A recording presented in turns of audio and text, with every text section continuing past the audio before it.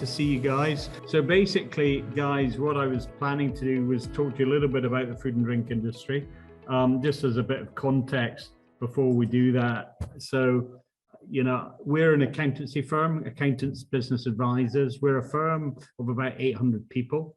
So as a bit of context, that puts us probably as a top 20 UK firm, you know, as certainly the biggest accountancy firm in Scotland.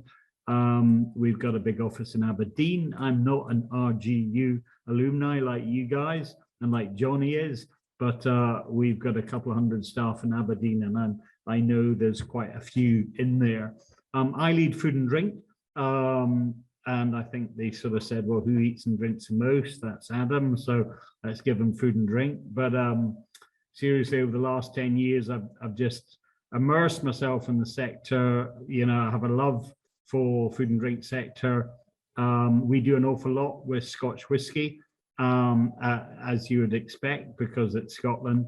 So we do, you know, and I'm also chairman of the Scottish Gin Awards. So I have a good insight of the sector.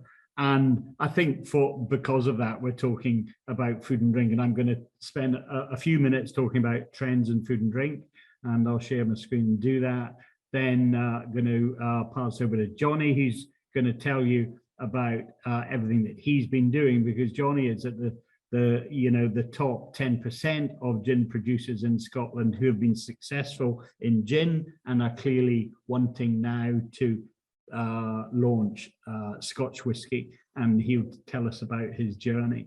And you know, that's very exciting because, and it's great to have people in different parts of the globe. But if you're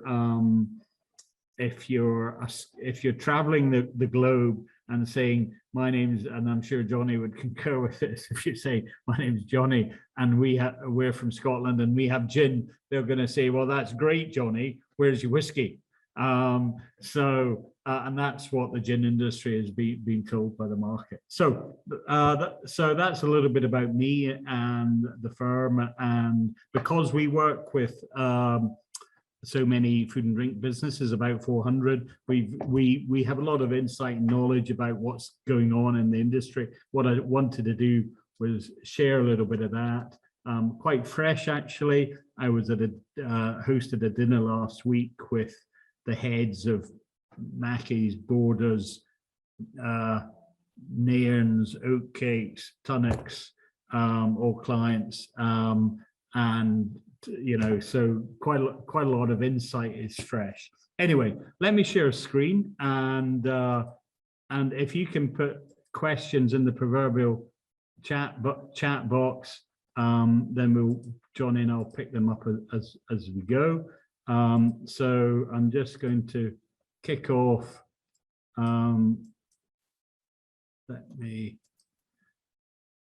So hopefully, is that all visible for you? Yeah. Yeah, good. So let me just, there's a bit of gin. Is it a bit of downpour gin? I'm not sure if it is, Johnny, but as far as this session goes, let's pretend it is. You know, just something to mention there is that we're members of an international network called Moore Global, which allows us to just help our clients as they do things internationally. So I love this map. We did it a couple of years ago. There's a few in our offices. So this is Scotland. For those of you overseas who not so familiar with your Scotland map, this of course is a gin and tonic, and a beer and a whiskey, and all the ingredients on the map. So what's been going on in food and drink? Well, first of all, before we look at what's going on in food and drink, for those of you, and I would like to hear from you guys as to, you know, what's your insight in the industry, and you know, what do you do? I'm sitting in our Edinburgh office, and there's a fire engine going past me. So just to give you a bit of context, we work with a couple of thousand farmers. So farmers often become processors, food processors who become food manufacturers. And the food manufacturers, then looking into distribution and wholesale as potential route to market. And this is how we get our product to customers. Multiple, or I'm guessing with some of you in different parts of the globe, you'll experience different routes to market. But by multiple, we mean the big supermarkets, independent retailers. We mean people like Spar, convenience retailers, food service. Clearly, as we reflect on the last couple of years, decimated by the collapse of the hospitality industry. Export temporarily challenged, but now picked back up to pre-COVID levels, or almost pre-COVID levels. The real winner in the food and drink supply chain has been D2C. And we used to call it a man with a van, but it is direct to consumer. And those businesses purely in the D2C space, Beer 52, for instance, which is an online beer business, quadrupled revenues to 40 million in the last 2 years alone. So why food and drink? Global population increasing by 65%. That is clearly very substantial. Food and drink, is, well, Scottish, that should say Scottish food and drink is 25% of, and the largest part of UK food manufacturing. So it's a big piece of, Scotland punches above its weight versus the rest of the UK. 60% of all food and drink is sold in the rest of the UK. And that's why, as food and drink manufacturers in Scotland, the UK is clearly our number one important market. Probably about 30% is exported. About 10% is exported, and the remainder 30% is probably consumed locally in Scotland. We are world renowned. You can't travel the world as a Scot without being asked where your Scotch whisky is. But actually, beef and salmon are clearly the leading food exports. Salmon number one, and both of those, whisky and salmon have recovered to pre-COVID export levels. Investors like food and drink is an important point to make, and particularly Scotch whisky, which is booming. We've just been involved in Eden Mill, which is a very significant transaction. One of the bigger players in the gin industry in Scotland, now building a Scotch whisky distillery, very much like Johnny.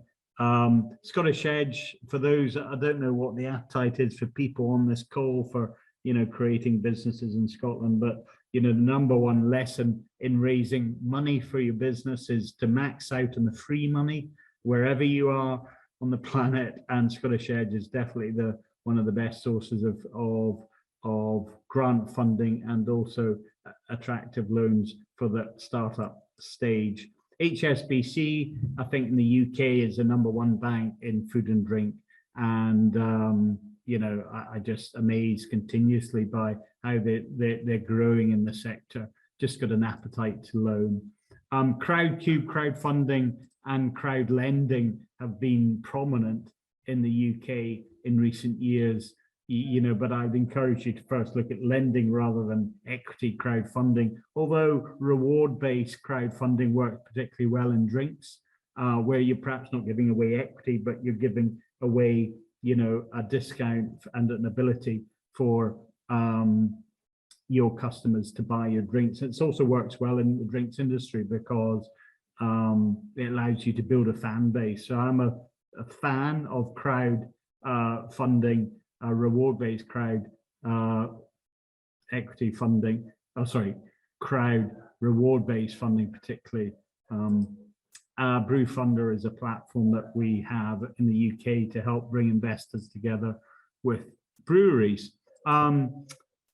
So where are we today? I mean, it's absolutely Oh, challenging times, isn't it? And it's incomprehensible that 5 million people in Europe have been displaced. Unprecedented times with Brexit, COVID, and now the war in Europe. So what are the three? You know, every action has a reaction. So what is the impact of this in the food industry? Well, inflation is, of course, at a 30-year high. It was already at food commodities were already at a 10-year high pre-war. 30% of the export grain comes, as you probably know, from on the planet, comes from Russia and Ukraine, and fertilizers. Main global producers, Belarus and Russia.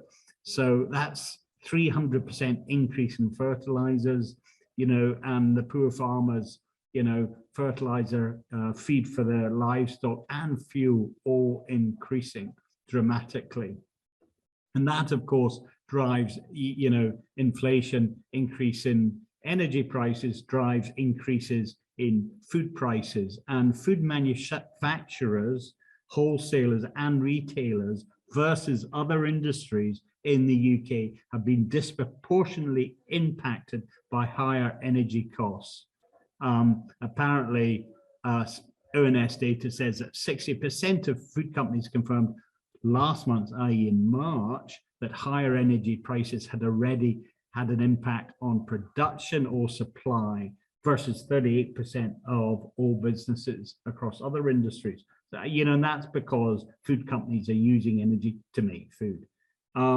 Nitrogen, fertilizers, dramatic increase from 300 to £1,000 a ton. So, if we, before I actually talk about labor, the impact of all of that inflation on consumers, in the UK, as a governor of the Bank of England said, an historic shock to our incomes. And those less well off will, of course, feel it most. Jams and marmalades are already 16% higher than they were last year. Mineral water, low-fat milk, 11% higher than they were last year. Meeting with Highland Spring this week. Beef, 8% higher. We are actually self-sufficient in the UK in much of primary food production. Meat, mostly in chicken, lamb, milk, eggs, but not essentially in fruit and veg. And that's maybe somewhere where we need to decrease our dependency on imports. And, vertical farming is an interesting area for some of you who might have an interest in that area. That's had some great growth. Intelligent Growth Solutions is a business in Scotland that's raised about 40 million with vertical farms, worth looking up.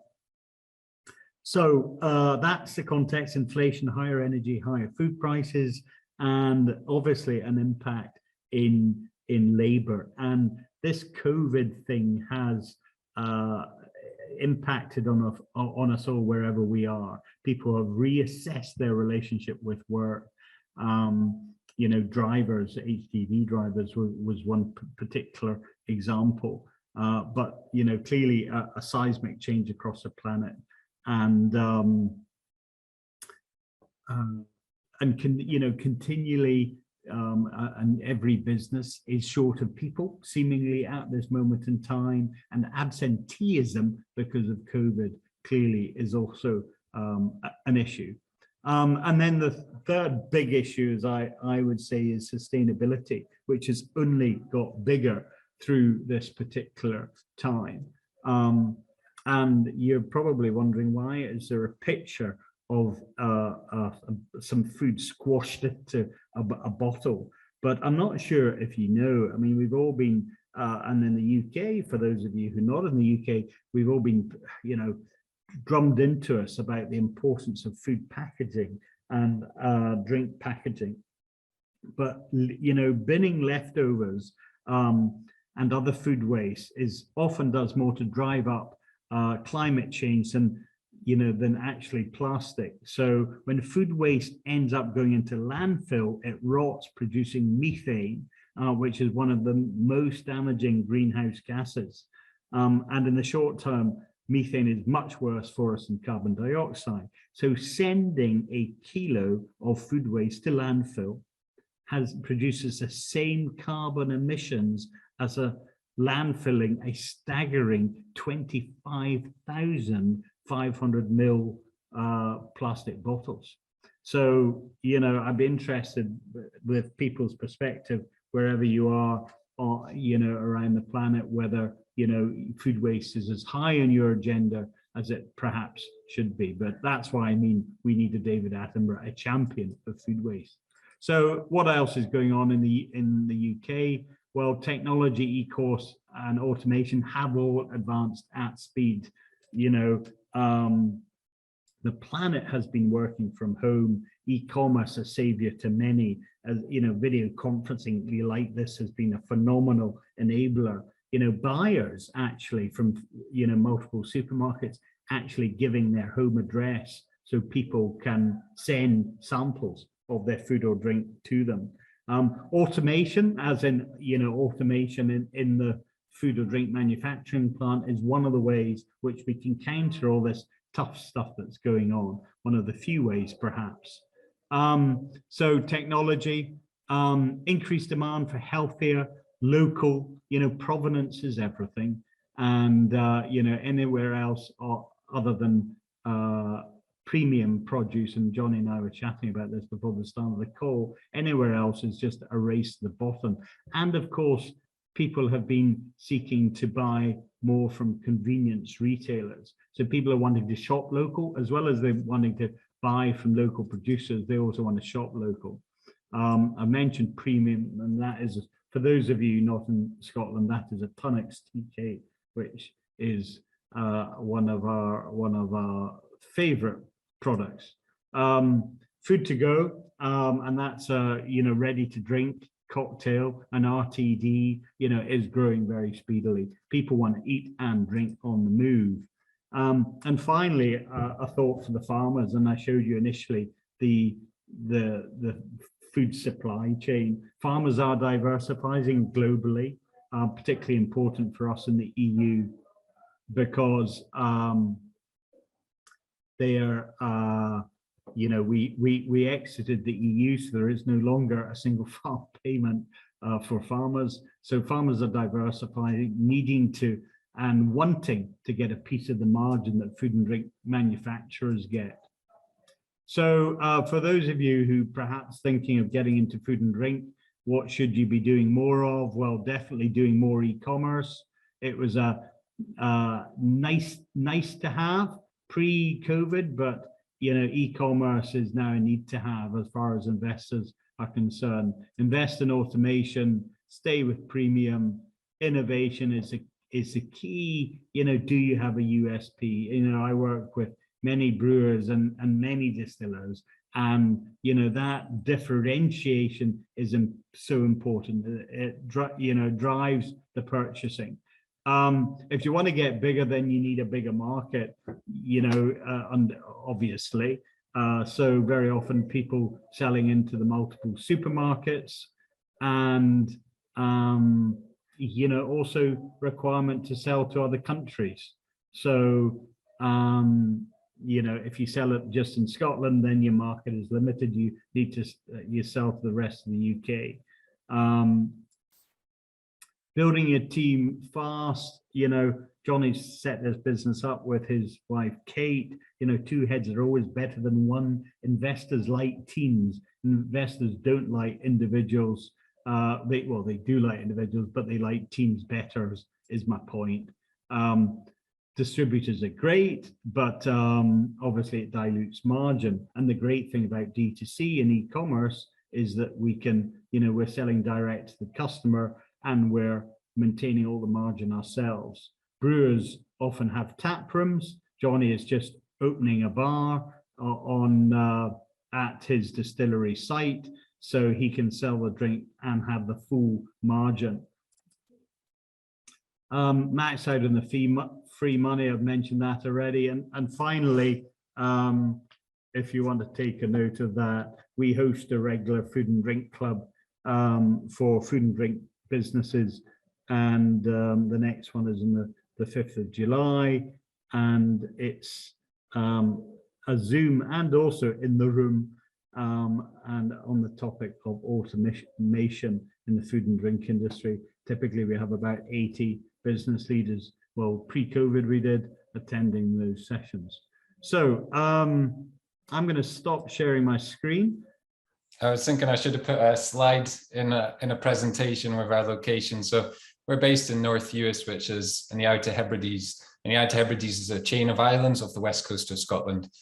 So there's Lewis, Harris, Uist, which is made up of about 5 different islands, and then Barra. And we're about an hour and a half ferry ride from Skye. So we're last thing in Scotland in a chain of islands, and the next stop is America. And just as a bit of context, Johnny, you were born on the island, as was your wife. You went away and you worked in different industry, and then have come back, and you're passionate about the island and building a sustainable business and distillery there, aren't you? Yeah. So yeah. Like many people, born in the Outer Hebrides, but move away to the mainland for further education. So I'm now in my 3rd career. I used to be a fisherman. Prior to that, I was in oil and gas engineering in Aberdeen. So I'm actually RGU alumni, and then retrained and did a degree in distilling from Heriot-Watt Uni. So now, since then, we've moved back home to the Outer Hebrides, myself and my co-founder Kate, and set up North Uist Distillery. So yeah, I can certainly, coming from a remote place like this, a lot of the trends you were talking about were, you know, kind of elements that we struggle with here as well. You know, there's definitely elements of trying to find workforce in a remote location like this. We're actually in the Outer Hebrides, it's got very, very low unemployment here. There's a lot of jobs going, some of which are advertised for well over a year, and it's people actually struggle to fill them. But now you're employing, you started just the pair of you, now you got a team of 10, so you obviously growing. So tell us about the story, and I know you've got some pictures to help us transform us from our debt wherever we are to transform. Yeah, great. Okay, 1 second. So yeah, this is me and my co-founder here, Kate, in fact. This is our, what we call our phase 1 site, which is our gin distillery in North Uist in the Outer Hebrides. So yeah, it started out just with the two of us, very organic.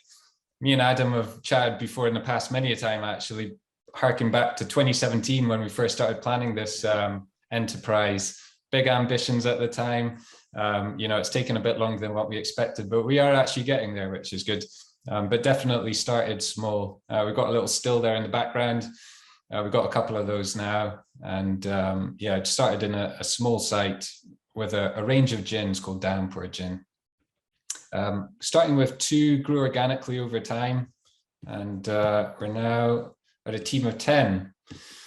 So yeah, the Outer Hebrides does struggle with filling jobs, but I think because we've got quite a customer-facing industry, and I think people kind of resonate with it, and we actually personally don't struggle to fill jobs that we're looking to fill. So we've grown from 3 to 10 over the last kind of 9 months or something like that. So it's been some quite fast growth recently, and that's even despite the kind of challenging conditions with COVID, which, you know, switched off the on-trade customer base. So yeah, we tend to employ locally, train people up. Everyone at work's got going through some kind of training program, either through the Institute of Brewing Distilling courses. Got a couple of, someone's going through a distillery apprenticeship there. We're one of 4 distilleries in the UK offering distillery apprenticeships. And that's Rachel, who's a school leaver. She's 19 and she's going through a distillery apprenticeship with us. So we've got this is our first product that we've came out with, a dry gin. We recently went for a rebrand actually, and launched this new bottle about 4 weeks ago. And I think that's kind of for us Adam talked about the challenges of working in a remote location like we are. It means you've really got to create a desirable product and have good routes to market as well. This is a bespoke bottle that took about 2 years to design and bring to market. And the supply chain issues that we're facing across the industry are pretty challenging in themselves. Glass has got about a 12-month lead time on it. Corks, again, they're running about 6 months or something. The biggest cork factory for making the wooden toppers is in Ukraine. So obviously that's been shut down for a while. I mean, it's a beautiful bottle, Johnny, and I take my hat off to you for those of you unfamiliar with food and drink. Consumers clearly buy. We all, as consumers, buy with our eyes, but actually we keep going back and buying a second bottle because it tastes good, and it's just, I think that's very dramatic and very exciting. What's the initial feedback been, Johnny, from your customers? Really positive. It is, as you said, that's exactly right. You create a desirable product so that people will want to buy it in the first place, and then you hope it's a good recipe that will keep people coming back. So we've got a really good customer retention rate, but we did need to grow our customer base. And this is definitely working. I'd say we've probably seen an uptick in sales of about 100% or something like that. So there you go. Just going from a change in packaging can make that much of a difference. It's also kind of driven by sustainability for us. This uses about 46% less glass than our previous product. So wow, this bottle. So when you're shipping stuff, this glass is made in Italy, which a lot of glass is. So when we're shipping glass from Italy to the Outer Hebrides, we want it to be as light as possible.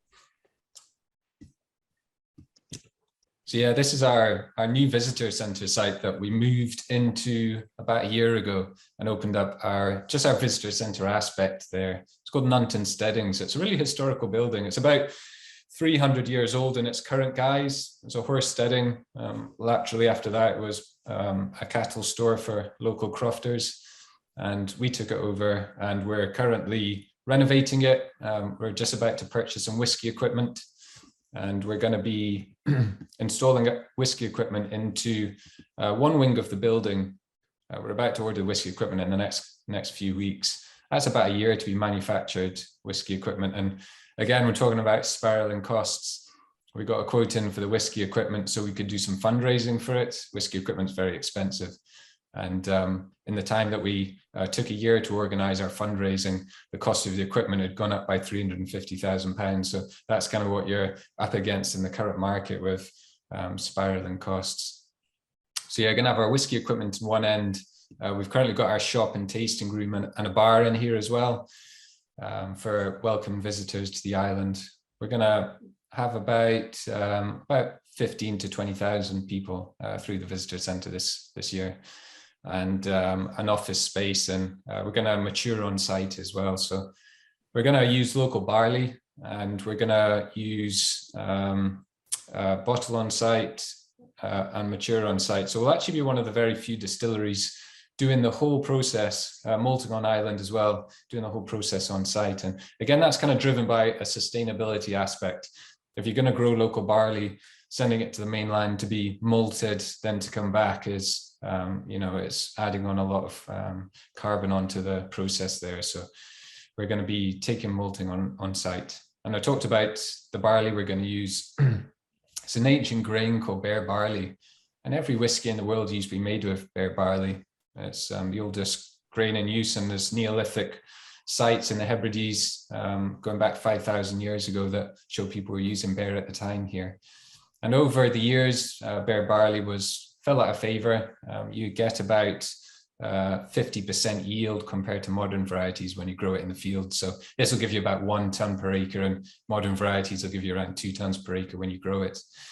So people are, over the last 100 years, people have migrated to more modern varieties of barley that give you a higher yield in the field and then in the mash tun as well.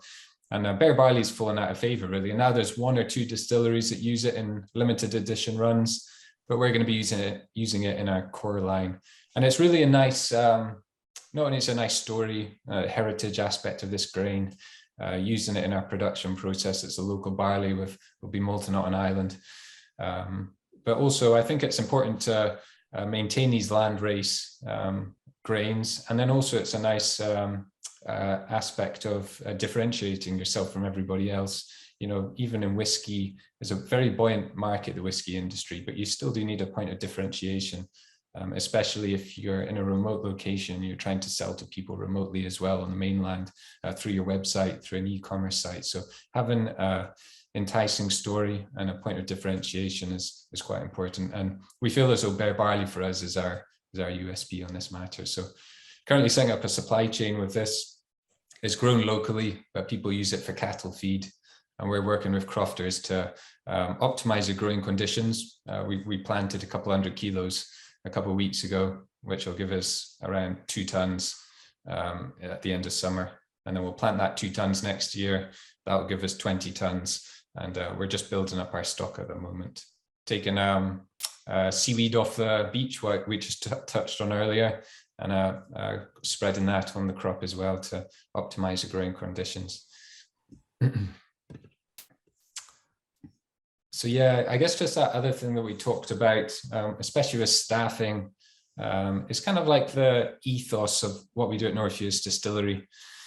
There's a really, really good book called Let My People Go Surfing. If anyone's read it, mention it in the comments. It's by the founder of Patagonia, and it's a really inspiring book to read. It's basically about balancing people, profit, and the planet, you know, and where do you kind of set your stall when you're operating a business.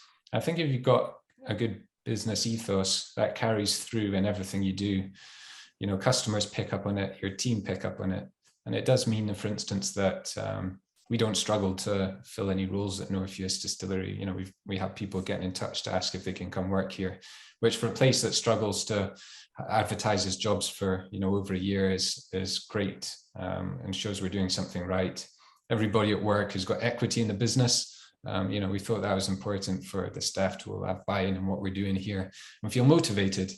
And again, you know, having a training budget at work where everyone can choose some training to do as well is something that we do. And again, and we I live this ethos. I do a lot of surfing, in fact, and whenever the swell's coming in and the waves are good, we tend to down tools and everybody heads to the beach and picks up the surfboards and heads out. You know, you're kind of trying to balance the work-life balance. So that's important to us. Yeah, I guess just a few key milestones here really that we've been doing over the last year. Recently, you know, we've got strong growth going. We recently did a finance raise for this whiskey equipment. We raised £2 million and we're just closing on that at the moment. Really interesting process to go through. Quite time consuming, but ultimately it went very, very well and people were resonating with what we were offering and what our kind of company ethos was about. And I think the USPs of our products as well. So we're just about to buy the whiskey equipment with this money that we've raised. We went through the Scottish Edge process that Adam talked about. We won that just in the last round, which was good, got one of the top prizes. And picking up some of these grant financing pots is absolutely so helpful. And there's a few washing around at times like this when there's a bit of churn in the marketplace, you know, with Brexit and COVID, there's been a few different pots operating. We're currently just doing a cask offer. So we're selling 60 casks from our year 1 production. They're selling well. And you use that as a bit of liquidity to finance the business whilst you're laying down whiskey stock. For anyone who's not too familiar with whiskey, you know, whiskey needs to be aged for a minimum of 3 years. So you start paying to lay down the stock, and then in 3 years' time, you can start selling it. You tend to hold on to it for a lot longer as well. So it does result in a bit of a cash flow issue. And for us, with our range of gin, the Downpour gin range, and that kind of helps with liquidity as well in the meantime. With whiskey equipment, it's an interesting business model to get into. It's the equipment's very expensive, but it also takes a long time to mature whiskey. So you need to go into the business with scale and really kind of push the boundaries to what you can afford, because there's no point in distilling a small amount of whiskey and waiting up to 10 years for it to mature to then not have very much to sell. It doesn't really make that much sense. So it's a difficult nut to crack, the whiskey industry. So many barriers to entry. And that's really why, just because of this scale issue that you need to operate at. The other thing we're just doing is modifying our Nuntonsteading site to make it distillery ready, and then installing the whiskey equipment.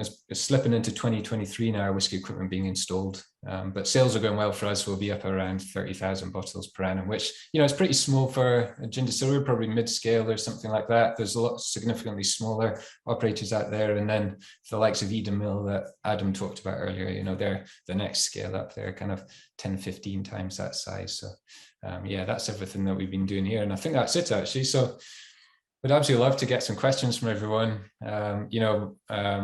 Going through this process has been an interesting one, and I've certainly got the insight from the process to share of anyone that's interested in setting up a distillery or just a business in general. You become a little bit of a jack of all trades, and when you set up a business, pick up a bit of marketing, people management, logistics, just everything. So yeah, please do pop any questions into the Q&A. Well done, Johnny. Really, really interesting. It's great to see the progress, as you say, over the years since you and I have been speaking.